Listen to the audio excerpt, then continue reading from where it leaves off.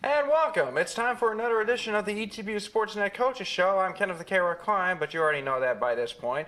But you also do know this guy and head men's and women's tennis coach Jeff Bramlett. Of course, he says hi to the camera and says hi to you as well. Because the reason why we're here, it's that time of year where we're getting set for the start of the tennis season. Coach Bramlett, how you doing? Doing well, doing well. Can't believe the season is already here. It seemed like we just finished the fall season. Yeah, I know. It's so crazy. I mean, it feels like it's been yesterday or a couple of weeks ago that you had a great successful fall season with all the tournament championships you've won. You've also had an NCAA ITA Division III appearance by one of your players as well. So it's great to be back in full season. But now that so just kind of get into gear mode as to, how things have been going for you as far as, the team and what's been going on as far as the workout and such. Yeah, I mean, we just had our first week of practice last week, so typically we just start basic drills and just kind of start putting our strategy in for singles, our strategy in for doubles, just started experimenting with the lineup a little bit, experimenting with doubles partners, that sort of thing.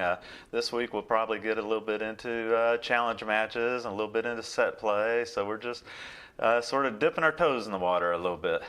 Trying to do a little conditioning, trying to work off the holiday fat, which I need to be doing a little bit myself. Really. Yeah, we're all kind of going through that phase in life right now, Coach.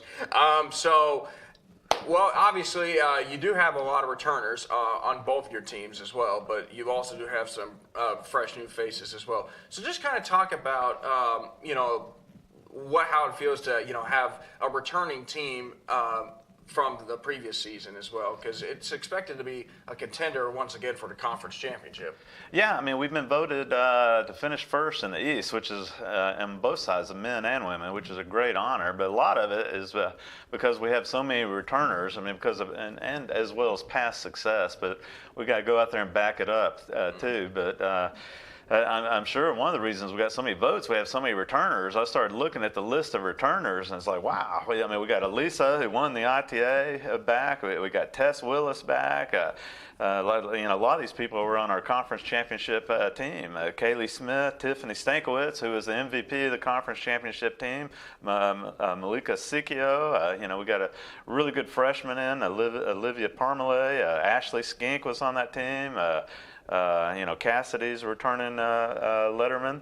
And on the men's side, we got Joseph Salinas, who returned this semester, who's on our semifinal team the last 2 years. Andrew Deutsch, John Herr, Tyler Howard, Ty Tarver. I mean, they were all on the team last year. Then a real good freshman, and Adam Morris, and then some returners, and Dalton Tyrese, and Reed Adams. So we got a lot of experience on there. So hopefully, if their coach doesn't mess it up, they'll do pretty good this year.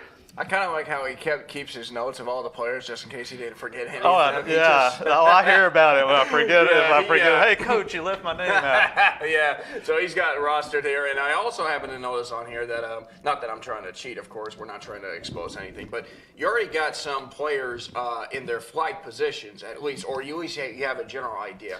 Is it kind of an idea at this point, like, because you have your first match coming up this weekend, so is it just kind of that mindset of, okay, who do I want in these positions to go up against? What is the thought process that goes into that? Oh, yeah. I mean, basically we just start off where we left off last spring or in the fall where they played. And then we'll start having them play practice sets, and then we'll go into challenge matches and see how they're playing in challenge matches. And I'll tell them that's just one tool in our toolbox, see who's winning and losing in challenge matches. But also, I tell them I don't care if you're beating teammates. You've got to go out there and win. When you're playing the McMurrays and the Hardin Simmons and the UT Tylers and the Laternos, those are the most important matches. So we'll move the line up, according to how they're doing in the real matches. And some people play better up high in the lineup, against big hitters. Some people play better lower in the lineup against a little slower pace. So we try to put people in a position where they can have success also. And I'm not one of those hard-nosed coaches that tell them it's going to be my way or the highway. I'm more of probably a player's coach where we'll talk about things and try to come up with a general consensus where everybody can be happy and where we can have success. But the challenge matches are a big part of it. We probably do challenge matches about once a week, and singles we'll do an entire tournament, and then once it finishes, we'll do the same thing in doubles. And it's great practice also. They get real match experience. Definitely.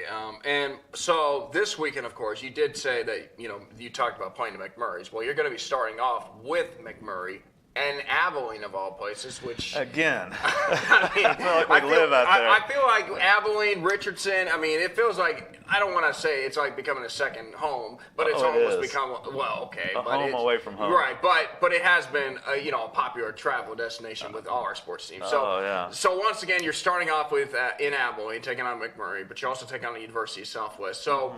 A lot of players, they know what it's like out there, especially with the wind conditions and all. Mm-hmm. So just kind of talk about, for the newcomers, getting an opportunity to play in their first official match as a team instead of, individual play. Well, first of all, the breakfast at the Elegante Inn is excellent. Thank you. So you start off with a great breakfast there, and we always enjoy staying there.